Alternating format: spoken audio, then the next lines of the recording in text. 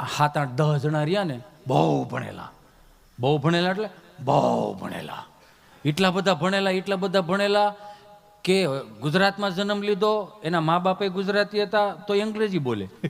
આ વિશેષ જેવું, બહુ ભણેલા અને ગુજરાતી બોલે એટલે ઓલા પાણામાં સ્ક્રૂ ફિટ ન કરતા હોય આમ ચીપી ચીપીને ગુજરાતી બોલે.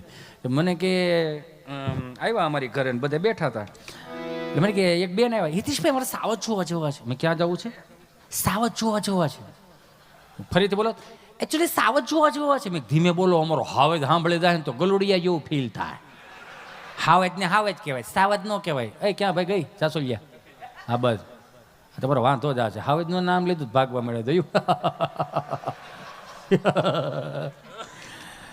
એમ કીધું સાવજ જોવા મેં કીધું હા તો બેન રિહર્સલ કરવું પડે. ઓ માય ગોડ, એમાં રિહર્સલ શું? મેં કીધું અમારું ફળિયું છે બાપ દાદાનું, 1 ઓસરીએ 5 મકાન છે,